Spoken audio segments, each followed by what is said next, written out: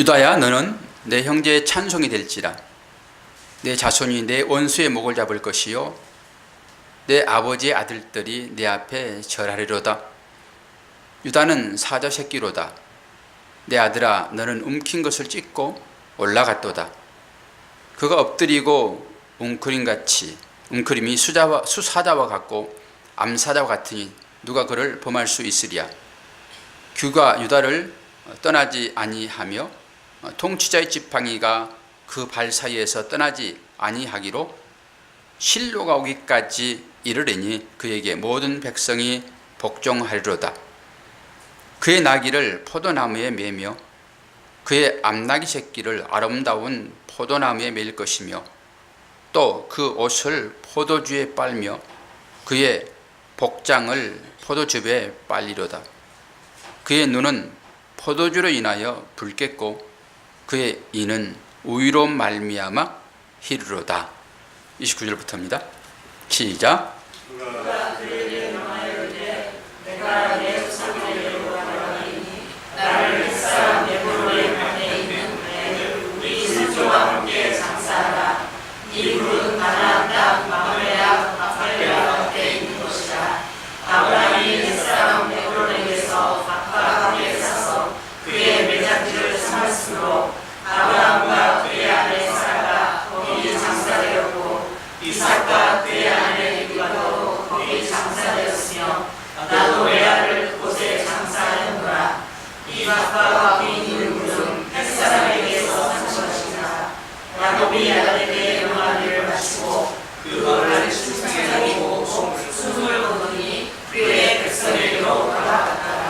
아멘. 오늘 설교 제목은 유다가 받을 복. 우리 고은주 성도님 매주 나오게 되는데 부담되지 않으세요? 괜찮아요? 감사한 일입니다. 직임을 맡은 것이 우리한테 어려움처럼 느껴지겠지만 결코 그렇지 않습니다. 거기에 따른 하나님의 복, 다른 말로 하나님의 은혜는 훨씬 크거든요.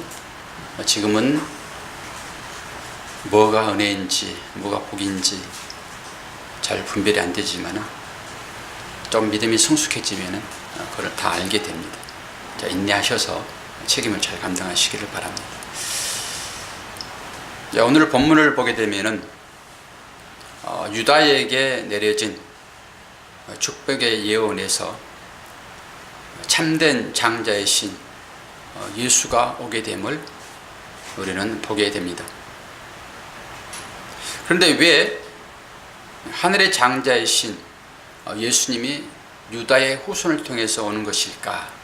이런 질문들을 우리는 해봐야 됩니다. 유다는 야곱의 넷째 아들이죠. 르, 시, 레, 유 이렇게 외우셔야 됩니다. 그러니까 네 번째 아들입니다. 세 번째 아들까지는 패스됐습니다. 지난 주일날 우리가 전해진 말씀의 축복의 내용은 언뜻 보기에는 꼭 저주 같습니다. 그런데 그 저주가 축복이었다라고 하나님 말씀하셨으니까 그 축복의 내용을 우리가 보았습니다. 사실 실제로는 그게 저주였습니다. 다 흩어져 버리는 것이 우리한테는 저주잖아요. 그런데 그 흩어짐의 뒤끝이 어떻게 됐는가 여러분 잘 아시죠? 그렇기 때문에 첫 번째에게 장자권이 상속되어야지 맞습니다. 첫 번째가 안 되면은 둘째가 안 되면 셋째. 근데 첫째, 둘째, 셋째는 저주받았잖아요. 그렇기 때문에 그들에게는 진짜로 하나님의 축복이 그들에게 안 갑니다. 그럼 어디로 갑니까? 오늘 넷째로 넘어오는 것이죠. 그래서 넷째가 지금 장자의 유업을 받는다. 이렇게 보시면 되겠죠. 그런데 순서상으로는 그렇지만은 이 삶 가운데는 하나님의 나라의 원리가 거기에 들어 있습니다. 성도의 삶 가운데 하나님의 나라의 원리가 들어 있고요. 지금 넷째 아들 유다의 삶 가운데 하나님 나라의 원리가 들어 있다고요. 그걸 잘 보셔야 되겠죠. 그 원리를 쫓아서 축복이 계승되어지고 그 원리를 쫓아서 예수가 거기에 낳게 됩니다. 그럼 우리가 이제 봐야 되겠죠. 어떻게 해서 그 유다가 예수의 삶으로 비춰졌는지. 우리 공부 다 한 내용입니다.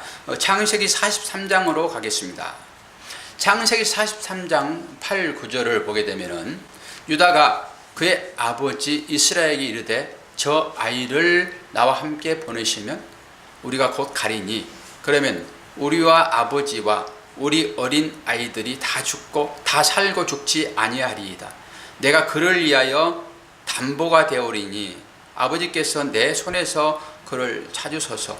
내가 만일 그를 아버지께 데려다가 아버지 앞에 두지 아니하면 내가 영원히 죄를 지리라. 어떤 상황 가운데서 이 말씀이 주어지지요?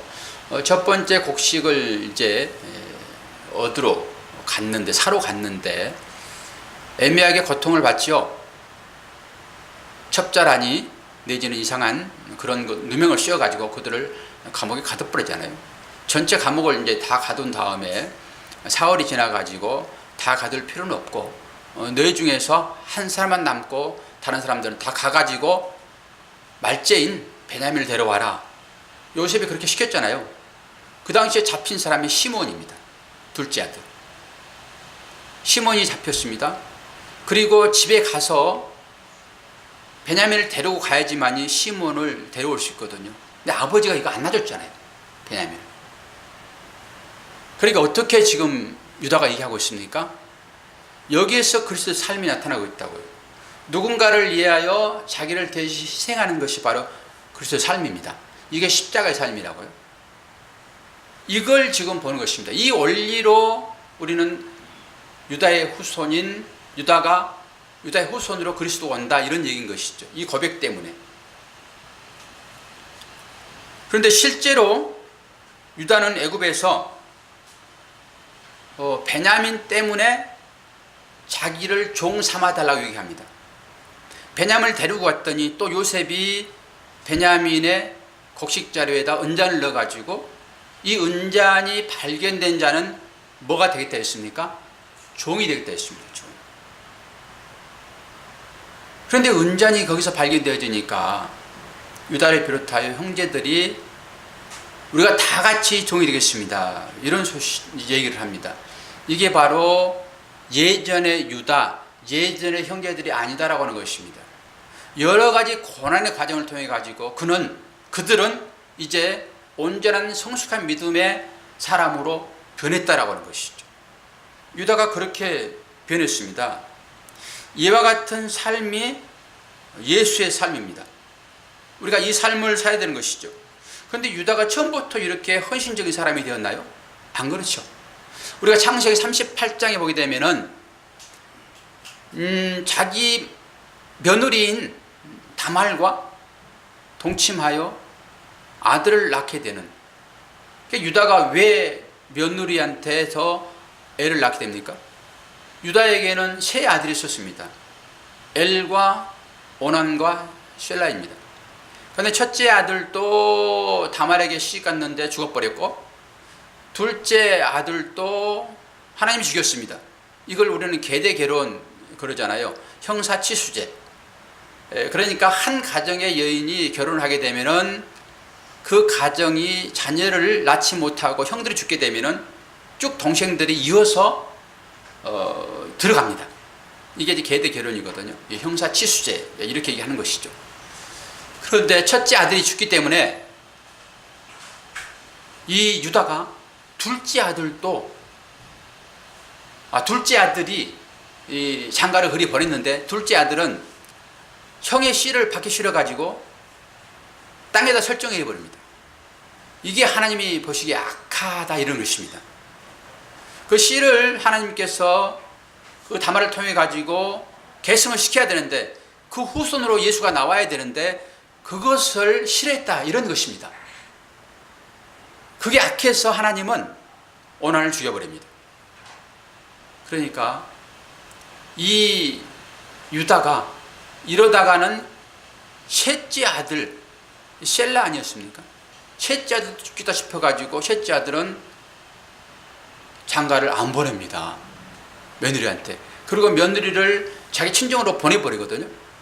그런 과정 중에서 명절 때 양 털을 깎으러 가는데 그 주위에서 어떤 창기의 행색을 한 여인에게로 유다가 들어가 가지고 결국 아이들을 낳게 되잖아요. 이게 베레스와 세라입니다. 셀라가 아닌 세라. 세라의 뜻을 살펴봤더니 이게 여명이라는 뜻이더라고요. 여명이 어떤 것입니까? 점점 밝아진다, 이런 뜻이 있습니다. 여명이라는 것은. 결국 이 다말이라는 여인이 요조 숙녀입니다. 다말은. 그런데 유다 때문에 결국 창기가 되어 자기 시아버지의 아이를 낳게 되는, 이것이 예수의 삶입니다. 이게 어떻게 예수의 삶입니까? 그런 소리 할 수 있겠지요. 자기를 희생해서 남을 이익되게 하는 것이 예수의 삶입니다. 지금 다말은 굳이 그렇게 할 필요가 없는데 이 씨를, 즉 후손을 이어줘야 한다는 그런 일념 때문에 시아버지에게 들어가 가지고 대를 잇게 됐다라고 하는 것이죠. 그러면서 자기는 없어지는 것입니다. 어떻게 그 상태에서 자기가 남겠습니까? 이게 바로 예수의 삶이다라고 하는 것이죠. 자기를 희생해서 상대를 살려내는 삶, 이게 예수의 삶이고 이것이 십자가의 삶입니다. 이 삶이 하나님 나라의 삶입니다. 우리 모두가 그 삶을 살아내야 되는 거거든요. 우리는 예수의 제자가 되었거든요. 그런데도 불구하고 나만을 위하여 살게 되면은 우리는 예수의 제자 아닙니다. 예수의 삶, 십자가의 삶은 상대를 위하여 나를 희생하는 삶이라고요. 이 삶이 어렵기 때문에 사람들이 대부분 이 삶을 살기를 싫어합니다. 그래서 죄인된 모습이 말씀을 통하여서 밝혀지는 것이죠. 왜 하나님이 이웃을 사랑하려 했을까요? 히브리인들의 개념, 유대인들의 개념은 곧 나가 너입니다. 이 개념을 여러분들이 이해하셔야지만 이 말이 무슨 말인지를 압니다. 그러니까 너라고 하는 것은 곧 나다, 이렇게 보셔야 됩니다. 그러니까 곧 나를 사랑하는 거예요. 이웃 사랑하는 것은 곧 나를 사랑하는 것입니다. 이 개념이 들어있다고요, 이 가운데. 왜 이웃을 사랑하지요? 그게 나이기 때문에 그렇습니다. 그리고 너와 한 몸을 이룹니다. 그가 예수입니다. 그러니까 이웃을 사랑한다 이러는 것은 곧 예수를 사랑한 것과 똑같습니다. 그리고 그 사랑은 그 예수와 한 몸을 이루는 것입니다. 이게 이웃 사랑입니다. 이게 단순히 전혀 아무것도 모르는 상태의 사람을 사랑하라 이런 거 아닙니다. 곧 이웃이라고 하는 그 말은, 그 이웃이라고 하는 그 소리에 바로 내가 너다라고 하는 것입니다. 이 개념을 이해하게 되면은 이웃을 사랑하지 않을 수 없습니다. 이웃을 사랑해야지만이 그와 내가 하나가 되는 것입니다. 그래서 주님이 우리한테 이웃 사랑하라 이렇게 얘기를 하는 것이죠. 하나님의 백성다운 삶이라고 하는 것은 바로 이웃 사랑을 하는 것입니다. 왜 그래요? 하나님이 당신의 아들을 세상에 내어줌 같이 우리도 그렇게 우리의 삶을 세상에 내어주는 삶으로 우리 십자가의 삶을 사는 것입니다. 우리가 우리의 생명을 세상에 내어주지 않고서는 우리의 삶 가운데서 십자가의 삶은 나오지 않습니다. 이것을 다른 말로 섬김의 삶이라고 합니다. 그런데 우리들은 이 섬김의 삶보다는 대부분 다 섬김 받기를 원합니다. 그 가운데 문제가 발생되어지는 것입니다. 우리가 하나님 나라에 갈 거잖아요. 그럼 하나님 나라에 가게 되면은 하나님 나라는 전부 섬기는 삶만 나옵니다. 그런데 하나님의 나라의 삶 가운데서 섬김을 받으려고 하는 삶이 거기에 있다라고 하게 되면 그게 지옥입니다. 그러지 않겠습니까? 서로 다 같이 섬김을 받으러 하게 되면 어떻게 그게 하나님 나라냐고요? 아니죠. 그러니까 그 나라에서는 온전히 섬김만을 위하여 살아가는 나라인데, 이 땅 가운데서 이게 훈련이 제대로 되지 않게 되면은 거기 가가지고 거기에서도 똑같이 우리가 지금 살아가는 그 방법으로는 안 된다라고 하는 것입니다. 요게 시험입니다. 요 시험을 다 통과하는 사람만 결국 하나님 나라에 갈 것입니다. 요 시험이 어떻게 오냐 그러면은 말씀에 순종으로 옵니다. 그 말씀을 순종하냐 따라서 그는 하나님 나라의 삶을 사는 것입니다. 그리고 이 나라의 삶을 완벽하게 사는 사람만 하나님의 나라에 하나님은 옮겨갈 것입니다. 그러니까 여러분들이 삶을 자신을 살펴보면서 과연 나는 지금 주는 삶이냐, 안 그러면은 남의 것을 자꾸 뺏는 삶이냐라고 보시면 됩니다. 그런데 그 비중을 따져가지고 어느 쪽에 더 가까이 있느냐, 이게 이제 성화됐느냐 안 됐느냐 이렇게 말할 수도 있죠.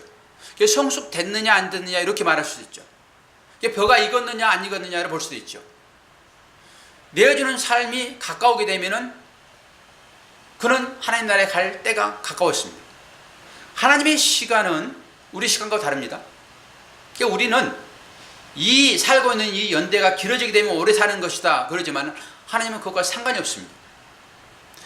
우리가 그렇게 이거지고 상대를 섬기는 삶이 나오면 나올수록 우리는 하나님 나라에 가까이 있다라고 보시면 되는 것입니다. 예수 제자다라 그러게 되면 전부 다 우리는 그 삶을 살아야 될 것입니다. 그런데 여러분이 하나님을 믿는다고 하면서 여기 나와서 예배를 드리는데 여러분들의 유익을 챙기는 것으로 여러분 예배를 드리게 되면 여러분 거꾸로 예배를 드리는 것입니다. 하나님은 100% 우리들을 섬기도록 그렇게 믿음을 주십니다. 성경에서 많은 위대한 인물들이 나오잖아요. 여러분 성경에서 어떤 위대한 인물 한 사람을 뽑을 수 있겠습니까? 신약에 보게 되면 베드로나 기타 제자들, 저는 사도 바울을 좋아하니까 사도 바울을 뽑을 수 있습니다. 그러나 그것보다 저는 더 요즘에 새벽 기도 시간에 사도행전을 하면서 살펴보긴 하지만은 그 중에서 한 사람을 뽑으라 하게 되면 저는 스데반을 뽑겠습니다. 스데반은 사도들이 기도와 말씀 전하는 일에 전무할 수 있도록 뽑은 7사람 중에 한 사람입니다. 스데반이 다른 일도 했겠지만은 스데반을 제가 높이 치는 것은 복음을 증거했습니다. 복음을 기가 막히게 한편 설교하고 돌 맞아 죽거든요. 그때 사도 바울이 돌 치는 자의 옷을 맡아 있었습니다. 그건 뭘 얘기하지요? 그들과 한 팩을 돼 가지고 스데반을 죽였다라고 하는 것입니다. 그 위대한 인물 사도 바울이 스데반을 죽이는 자로 등장한다고요. 예수를 만나기 전입니다. 자기의 열심이 너무도 강해서 하나님을 사랑했던 사람 아닙니까? 율법의 의로는 흠이 없는 자라고 스데반은 자기 스스로 얘기합니다. 그러니까 얼마나 열심을 다해서 하나님을 사랑하고 하나님을 섬기며 종교 생활했습니까? 그런데 그가 예수를 믿었다는, 부활을 증거했다는 그것으로 많은 사람들을 감옥에 가두고 사람을 죽이기까지 했습니다. 사도 바울이 열심으로. 그런데 그가 예수를 만나고 나서는 완전히 180도로 바뀌어집니다. 그리고 그 전에 자기가 가졌던 모든 것들을 배설물로 여기는 사람이 사도 바울입니다. 정말로 멋진 사람입니다. 그래도 불구하고 저는 스데반을 기억합니다. 스데반이 복음을 증거하다가 결국 돌에 맞아 죽거든요. 그때 돌이 맞는 그 장면을 하나님의 나라에서 예수님은 하나님의 곁에 서 계셔서 보고 있었습니다.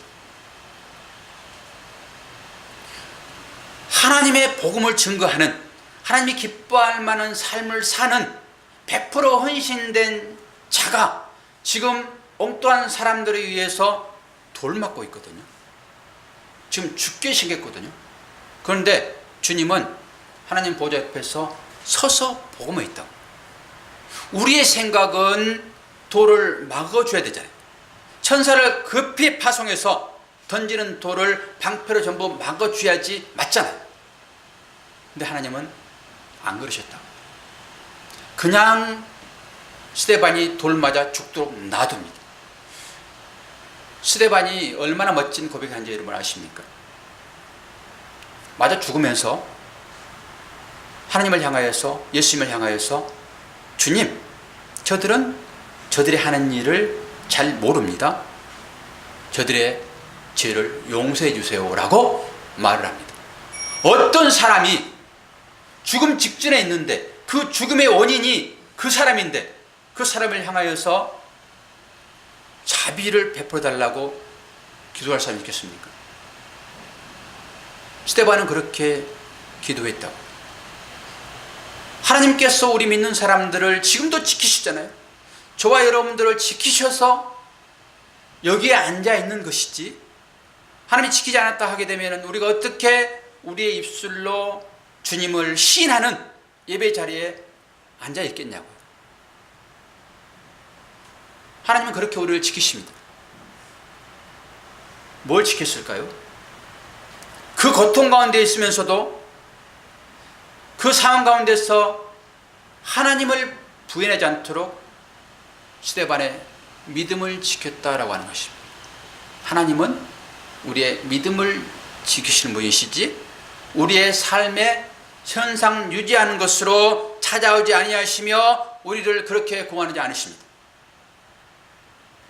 때로는 그 믿음을 지키기 위하여, 믿음을 키워내기 위하여 하나님은 우리의 환경까지도 때로는 지키십니다. 때로는 지키십니다.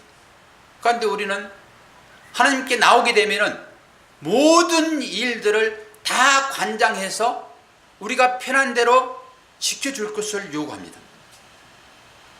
하나님이 가끔 그렇게 우리를 지키기도 하지만은 대부분 다 그 어려움을 통해 가지고 하나님은 믿음을 지키시며 믿음이 성숙하도록 그를 이끄시는 것입니다. 그래서 스데반이 그런 기도를 할 수 있었고, 하나님은 그 스데반의 그 믿음을 통해 가지고 하나님의 나라로 그의 영혼을 불러 올리십니다. 영혼만 불러 올리셨을까요? 아니요. 새로운 몸을 그에게 선물로 주셨습니다. 우리가 느끼지 못하는 몸이겠지요.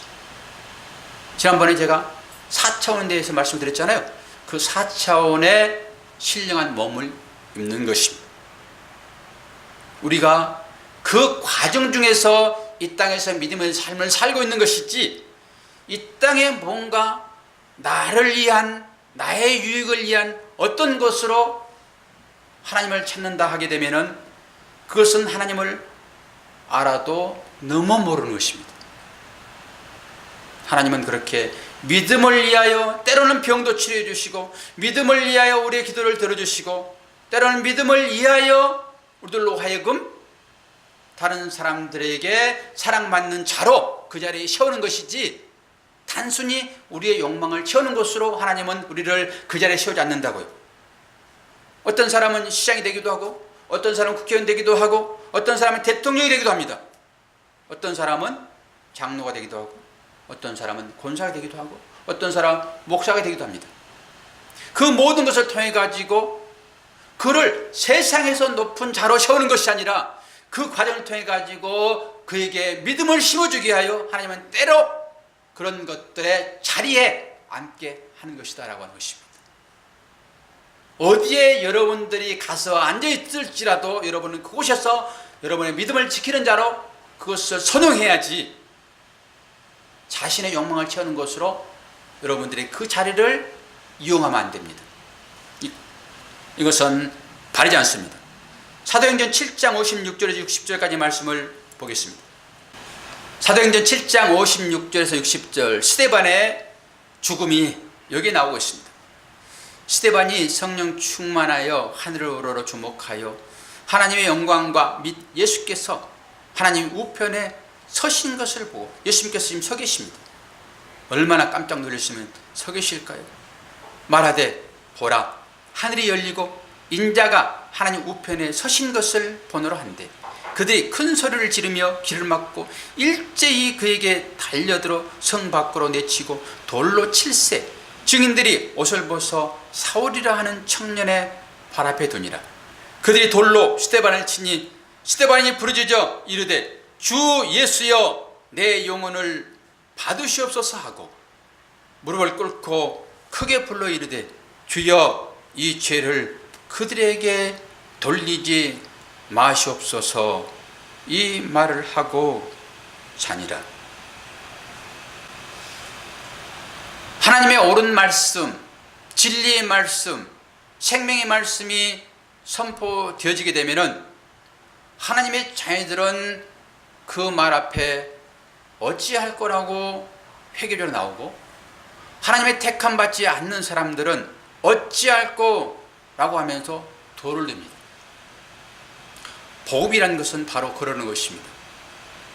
복음이 선포되어지게 되면은 하나님의 택한 자녀들은 자녀로 불림받지만은 그렇지 않는 자들은 하나님이 외면한 자리로 가게 되어 있습니다. 여러분들이 여기 앉아있다라고 하는 것은 복음을 듣고 여러분들 자녀로서 부름 받은 자로서 여기에 나와 있습니다. 누차 제가 강조를 하지만은 나는 그런 감정도 없고 그런 믿음의 고백도 안 했는데 목사님 아직까지 멀었는데요, 이런 얘기를 할 수 있을 것입니다. 그러나 그러지 않습니다.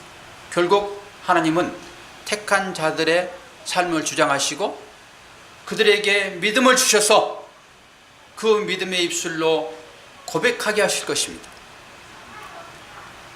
믿음은 결국 들으면서부터 출발합니다.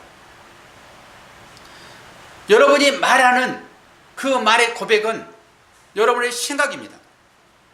여러분이 뭘 들었느냐에 따라서 여러분 입술로 그게 열모로 나옵니다. 여러분이 가지고 있지 않는 것은 전혀 나오지 않습니다. 내가 어떤 것을 생각하냐에 따라서 여러분 말하게 되어 있다고요. 그런 얘기입니다. 내 안에 말씀이 들어오게 되면은 그 말씀이 나의 인생을 이끌 것이다. 그 말은 바로 그런 말입니다. 여러분들이 생명의 말씀인 예수의 말씀을 듣게 되면은 그 말씀이 여러분의 삶을 주장합니다. 어떻게 주장할까요? 입술을 통해 주장합니다. 우리 장례 고건사님도 직임이 주어졌기 때문에 그 직임 때문에 지금 여기 앉아 계신 것이지, 다른 때 같았으면 저기 안 앉아 계시단 말이에요. 그것은 곧 말과 같습니다. 내가 그 말을 받았느냐 받지 않았느냐, 그리고 그 말에 내가 순종하느냐 안 하느냐에 따라서 나의 삶의 태도는 달라집니다. 여러분이 얼마나 하나님의 말씀을 하나님의 말씀으로 인식했느냐에 따라서 여러분의 삶은 달라집니다. 여러분의 태도는 달라집니다. 여러분이 하나님 말씀을 인식하지 않고 여러분의 유익을 찾는 것으로 하나님 말씀을 듣게 되면은 옆에 있는 그 사람은 나의 행복을 위하여 있는 사람 이상은 아닙니다. 그러나 하나님 말씀을 제대로 받게 되면은 여러분은 옆에 있는 그 자는 곧 나이기 때문에 그 자를 섬겨서 내가 나를 주는 것으로 여러분 살게 됩니다. 이게 하나님의 나라입니다. 정말로 간단한 원리입니다. 하나님 나라가 여기 있다 저기 있다 얘기하지 않잖아요. 내 마음 가운데 있습니다. 내 마음 가운데 하나님 나라를 이루려고 그러면은 여러분 받는 것으로는 안 된다고요. 주는 것으로만 가능해요. 주려면 어떻게 되냐? 말씀이 나를 압도해야 됩니다. 그래야지만 줄 수 있습니다. 뭘 들으냐에 따라서 여러분 삶이 달라진다니까요. 이것은 꼭 복음만을 들어서만이 아닙니다. 우리 학문도 마찬가지입니다. 내가 어떤 것을 공부했느냐에 따라서 그 사람의 삶이 달라지는 것입니다. 법을 공부하게 되면은 법에 관계된 일을 하잖아요. 그걸 공부하게 되면은 그거에 따른 삶을 사는 것입니다. 이게 인생사입니다. 그럼 영원한 생명을 여러분들이 갖게 되려고 하면은 뭘 들어야 되겠습니까? 당연히 하나님 말씀 들으셔야죠. 그러면 그 들었던 말씀이 여러분들의 삶을 좌우한다고요. 그래서 말씀을 계속 드려야 되는 것입니다. 갈급함이 생기잖아요. 그런 물을 먹게 되어 있습니다. 갈급함이 없기 때문에 물을 안 먹는다고요. 여러분들한테는 어떤 갈급함이 있습니까? 여러분들한테 물질의 갈급함이 있습니까? 안 그러면 명예의 갈급함이 있습니까? 어떤 갈급함이 나한테 있느냐에 따라서 여러분들은 그걸 향하여 가게 되어 있습니다. 그걸 얻으려고 여러분 추구합니다. 그걸 목적 삼아 살아갑니다. 그런데 이 땅에 주어지는 것으로는, 불로 태우실 때 다 태워지는 것으로는 여러분 구원 없습니다. 어떤 것으로만 여러분들이 구원 얻냐? 곧 말씀밖에 없습니다. 다른 것들 여러분 다 가지세요. 그러나 그것으로는 여러분 구원 없다고요. 여러분들이 구원 받게 되면은 곧 말씀만이 가능합니다. 그래서 이 말씀의 갈급함이 여러분들한테 당연히 있어야 되는 거예요. 하나님의 자녀는 이 갈급함이 있게 되어 있습니다. 갈급함이 없다라고 하게 되면은 여러분 돌이켜 보셔야 돼요. 나는 다른 것에 갈급함이 훨씬 더 강하구나. 이것은 하나님의 자녀의 삶은 아니지 라고 돌이켜서 돌아오셔야 될 것이지, 그 삶이 바른 것이다 라고 가면 절대 안 됩니다.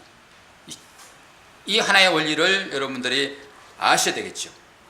하나님의 나라의 삶이라고 하는 것은 어떤 거냐고요? 세상에게 자기의 생명을 내어주는 것으로 믿음을 지켜내는 것입니다. 이게 어렵습니다. 이게 싫습니다. 그러나 예수님께서 우리에게 그래야지만이 생명이 있다라고 얘기하기 때문에 우리는 싫지만은 우리는 우리 의지의 발동해서 그 길을 가야 됩니다. 예수가 바로 그 삶을 사셨습니다. 세상에게 자기를 내어주는 것으로 예수님은 삶을 사셨습니다. 마지막에 십자가에서 온전히 내어줘 버리잖아요. 그리고 그 제자의 삶을 모든 제자가 다 살았습니다. 그리고 또한 우리가 그 삶을 추구하면서 살아갑니다. 그런데 이게 잘 안 되죠. 이 안 되는 우리 자신을 아시라라고 하는 것입니다. 그럴 때만 진정한 믿음의 고백이 나옵니다. 대단히 미안하지만 우리 성도는 나 자신을 위하여 지어지지 않았습니다. 나를 위하여 사는 것은 하나님 자녀의 삶이 아닙니다. 철저하게 하나님을 위하여 사셔야 됩니다. 그럼 하나님을 위하여 사는 것이 뭐냐라고 말씀드렸을 때 이웃을 사랑하는 것입니다. 이사야서 43장 7절하고 21절을 보게 되면은 하나님이 우리를 뭐 하라고 지었는지 부르셨는지를 보게 됩니다. 이사야서 43장 7절과 21절입니다. 내 이름으로 불려지는 모든 자 곧 내가 내 영광을 위하여 창조한 자를 오게 하라. 그를 내가 지었고 그를 내가 만들었느니라. 이 백성은 내가 나를 위하여 지었나니 나를 찬송하게 하려 함이라. 여러분 이 말에 동의하십니까? 도대체 이해할 수 없는 말입니다. 아니 나는 온데간데 없고 나를 지으신 그 목적이, 나를 구원하신 그 목적이 당신의 영광이라고요. 그리고 당신의 이름을 찬송하라고 우리를 불렀다라고 하는 거 아니겠습니까? 다른 말씀에서는 하나님을 토기장이, 그리고 우리를 그릇, 질것으로 비유합니다. 질것인 우리가 이렇게 만들어주시오 저렇게 만들어주시오 할 수 없다라고 하는 것입니다. 토기자기가 만들어진 대로 우리는 살아가는 것입니다. 꽃병으로 만들어지면 꽃병으로 살면 되는 것입니다. 밥상에 밥그릇으로 만들어졌으면 그대로 살면 되는 것입니다. 다른 사람이 오공으로 만들어졌으면 오공으로 살면 되는 것입니다. 나는 그거 싫어요. 나는 왕의 금굿으로 살 것입니다 라고 얘기할 수 없다라고 하는 것입니다. 이게 우리의 본질입니다. 이 말이 싫은 거죠. 그렇죠? 무슨 말씀하세요, 하나님? 나는 내 자존심이 시퍼렇게 살아있고 내 마음대로 하고 싶은 자유의지가 나한테 있는데 나는 다 어떻게 하고 당신만을 섬기라고요? 아니, 언제 내가 기도할 때 기도 한 번 들어줬나요? 내가 그렇게 어려워가지고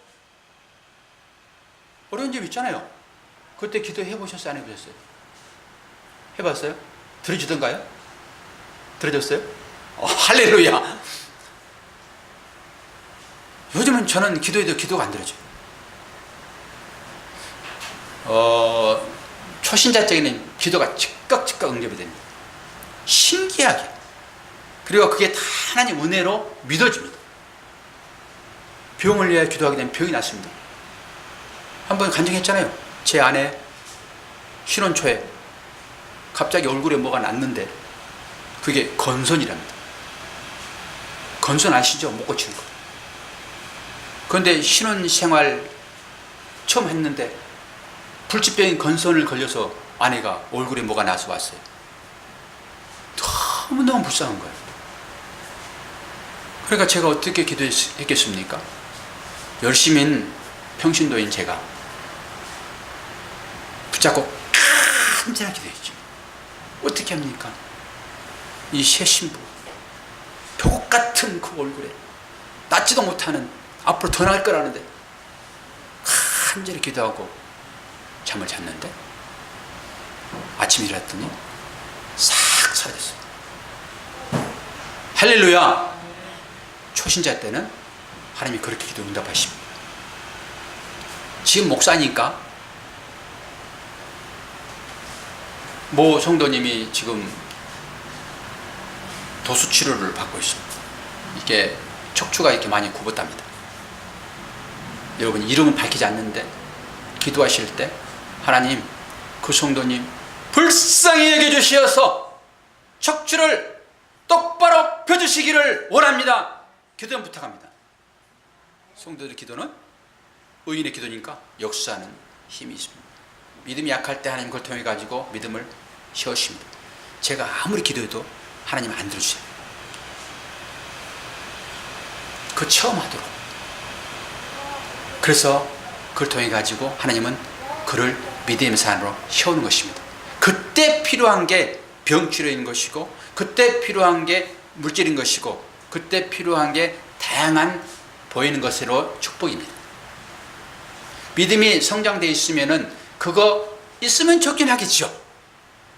디코 타는 것보다 벤치 타는 게 낫죠. 어떤 미친놈은 디코가 벤치보다 낫대. 정신이 나갔죠. 그렇게 믿음을 가진 사람이 있다고요. 그러나 굳이 그거 상관이 없게 되면은 벤치 안 주신다고. 벤치를 타게 되면 여러분 유혹받아가 넘어질 가능성이 많습니다. 차라리 그냥 이 회전할 때 그 끈 밟으면은 차가 안 가버리잖아요. 티코는. 그래요, 안 그래요? 그런 티코 타는 것이 나의 믿음을 지키는 길이기는 해요. 그러니까 믿음을 지키려고 하면은 여러분들이 이 땅 가운데 아주 좋은 곳에 여러분들의 마음이 가 있게 되면은 믿음은 점점 시작돼 가지고 거기에 내 삶을 살아버립니다. 그래서 하나님은 굳이 거기에 못 가게 하시는 것입니다. 할렐루야. 그래도 싫지요? 아멘은 하긴 하지만은 그래도 나는 좋아. 지난번 우리가 오후 예배 때 그런 소리 한번 있었죠? 기적도 나타나고 믿음도 바로 세워지는, 그러니까 다른 걸로 돈도 좀 많고 믿음도 좋은 강남의 권사님처럼 그렇게 살기를 원하시잖아요, 다들. 그러나 성경은 뭐 그것도 괜찮긴 하겠다마는 참 믿음은 하나님을 섬기든지 재물을 섬기든지 명예를 섬기든지 둘 중에 하나만 선택해라. 성경은 그래요. 근데 우리는 두 가지 다 하고 싶은 거지. 이게 솔직한 고백이에요. 고백. 근데 그게 잘 안 되니까 주님은 너희들로서는 도저히 구원에 이를 수 없겠구나 라고 우리의 모든 것을 다 끌어안고 십자가를 지시는 것입니다. 이게 구원의 은혜고, 이 은혜가 입혀져 가지고 우리가 구원받는 것이지, 우리가 뭘 잘해서 구원받냐고요. 뭘 잘해서. 여러분 스스로 가슴에 손을 얹고 한번 생각해 보세요. 여러분들이 뭘 잘해서 지금 여기 앉아가지고 이 생명의 말씀을 들어요? 여러분의 자존심을 팍팍 상하게 하는 이 말씀을 듣고 있냐고요? 여러분 뭘 잘해가지고요? 아니요. 하나님의 은혜인 것입니다. 우리가 어떻게 살아야 될 것인가는 신명기서 8장이죠. 이거 다 외우라고 그랬죠. 외우지 못할지라도 자주 보라고 말씀드렸습니다. 8장 2, 3절 다시 한번 봅니다. 신명기서 8장 2, 3절 내 하나님 여호와께서 이 40년 동안에 내게 광야 길을 걷게 하신 것을 기억하라. 이는 너를 낮추시며 너를 시험하사 내 마음이 어떠한지 그 명령을 지키는지 지키지 않는지 알려 하심이라. 너를 낮추시며 너를 줄게 하시며 또 너도 알지 못하며 내 조상들도 알지 못하는 만나를 내게 먹이신 것은 사람이 떡으로만 사는 것이 아니요 여호와 입에서 나오는 모든 말씀으로 사는 줄을 내가 알게 하려 하심이라. 우리에게 권한을 주는 것은 뭐라고요? 명령을 지키는지 하나님 말씀에 순종하는지 안 하는지를 보기에 하여 권한을 줬다라고 하는 것입니다. 하나님의 삶의 원리에 우리가 온전히 사는 것인가 안 사는 것인가를 시험하는 과정이 바로 고난이라고요. 그래서 고난은 우리에게 참 좋습니다. 이게 이제 시험입니다. 시험. 이 시험은 우리가 다 통과되도록 되어 있습니다. 이 시험은 자격을 주기 위한 것이지 떨어뜨리려고 준 건 아닙니다. 우리를 더 성숙하게 가게 한 과정으로 우리에게 여러 가지 시험이 있다라고 하는 것이죠. 이 말씀이 어떤 말씀입니까? 이 세상의 떡, 이것으로 행복을 추구하지 말라 이런 것입니다. 여기서 세상의 떡이라고 하는 것은 어떤 것입니까? 우리가 추구하는 육신적인 세상 것입니다. 이것으로 너희들을 행복을 추구하지 말아 이러는 것입니다. 여기에는 행복이 없어라고 하는 거예요. 근본적인 행복은 거기서 오는 게 아니야 라고 하는 것입니다. 내가 주는 것으로만 행복이 있어 이런 것이죠. 그런데 내가 주는 그 행복한 삶을 살라고 하면 너희들이 어떻게 해야 돼? 이게 섬기는 삶입니다. 상대가 힘들 때 그들을 안아주는 거고요. 나를 미워하는 자들을 사랑하는 거고요. 그들이 힘들 때 섬겨주는 거고요. 내가 가진 것을 내어주는 이 삶을 살도록 하나님 우리에게 요구하시며 이게 바로 십자가의 삶이며 이것이 세상을 이긴 강한 힘이다 얘기하는 것입니다. 우리는 강한 힘, 그런 뭔가 세상에 주어지는 것으로 권력이나 물질과 내지는 능력으로 생각하는데 그게 아니다라고 하는 것입니다. 그 반대 것으로 우리를 살도록 하십니다. 이것만이 힘이다라고 하는 것입니다. 이 힘이 세상을 이길 수 있어요. 근데 여러분 안 믿어지잖아요. 이게 불신앙입니다. 여러분 성경이 말하는 원리대로 살아보십시오. 그러면 그곳에 하나님 나라가 분명하게 열매로 나타납니다. 섬겨주고 사랑하고 베풀고 안아주고 나의 것을 상대방에 채워주는 것으로 살아보십시오. 그럼 분명하게 하나님 나라가 여러분의 가정 가운데도 있을 것입니다. 유다가 받을 복이 세상에서 권세를 누리는 게 아니다라고 하는 것입니다.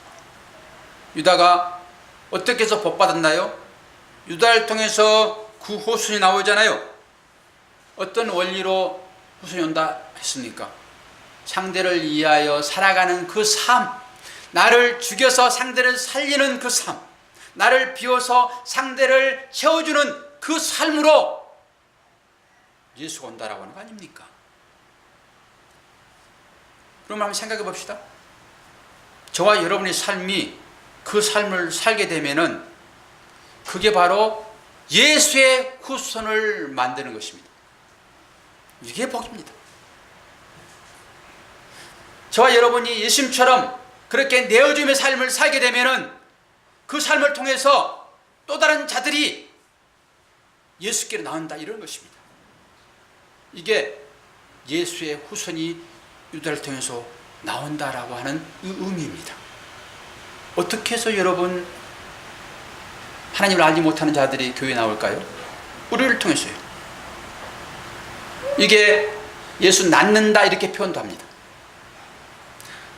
요한복음 12장 24절에 어떤 것입니까? 하늘의 미랄 아닙니까?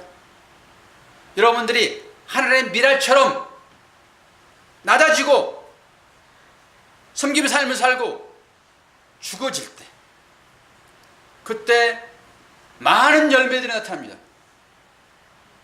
예수 십자가를 통해 가지고 예수가 죽어졌을 때 우리라고 하는 이 많은 주님의 자녀들의 열매로 지금 여기에 있는 것처럼 여러분이 여러분의 삶 가정에서 그 삶을 살 때만 그걸 통해서 다른 사람들이 죽기로 나온다고요.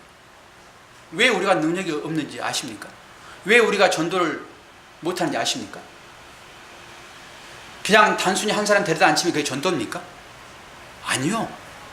내가 그 삶을 온전히 살고 나는 완전히 죽어질 때만 그 영양분으로, 그 자양분으로 다른 사람들이 죽기로 온다고요. 꼭 여기에 앉혀져야지만이 그들이 죽기로 나오는 것입니까? 아니요. 내 삶을 보고 다른 사람들이 다른 데에 가서 신앙생활하는 사람으로 서게 되는 것입니다. 정말로 여러분들이 그렇게 한번 살아보십시오. 우리 모두가 그렇게 산다 하게 되면은 이 교회는 초대교회처럼 굳이 전도를 하지 않더라도 소문이 좋게 나가지고 많은 사람들이 여기에 오게 될 것입니다. 우리가 그 삶을 살지 않게 되면은 전도는 없습니다. 다른 생명은 없습니다. 오직 나 하나 구원하는 것으로 끝날 것입니다. 유다가 복받는 것은 유다의 후손을 통해 가지고 예수가 나왔기 때문에 유다가 받은 축복이다라고 하는 것입니다.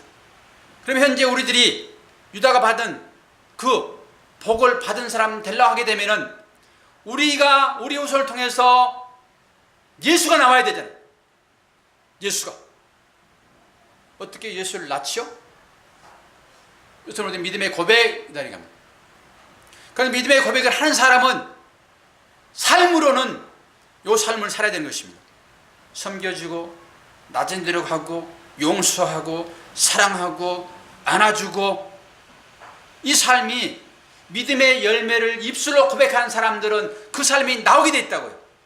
그래서 행함이 없는 믿음은 죽은 믿음이라고 하는 것입니다. 아무리 열매가 입술로 많이 나올지라도 그 행함에 따르지 않게 되면 그건 지식에 불과합니다. 왜 유다에게 주어진 그 복이 참 복인지 아시겠죠? 아시겠습니까? 이해가 됩니까? 유다가 받을 복이 어떤 복인지 아시겠습니까? 여러분이 그 복이 입혀졌다고. 이제는 여러분을 통해서 예수가 나와야 돼요. 예수가. 그러려고 그러면은 유다처럼 희생에 따릅니다. 베냐민을 위하여 내가 죽겠다라고 하는 각오. 내가 이웃을 위하여 죽겠습니다. 요 각오가 되어질 때만 열매를 맺게 되고 예수의 후손들이 출줄이 나오게 되는 것입니다. 여러분 모두가 그런 삶을 사시기를 축원합니다. 기도하겠습니다. 하나님 아버지, 유다가 받을 복이 어떤 것인지 말씀을 통하여서 생각해 보았습니다. 이 땅에 불태워버리면 없어질 것으로 복을 생각하는 우리들이었지만 말씀을 보면 볼수록 그것이 참 복이 아니라 이웃을 위하여 나를 내어주는 그 삶만이 참 복이다라는 이 사실들을 깨닫고 이제는 우리도 그 삶으로 나가기를 선언합니다. 결단합니다. 아버지, 우리에게 그 은혜 크게 입혀 주시옵소서. 예수 그리스도 이름으로 기도하옵나이다. 아멘.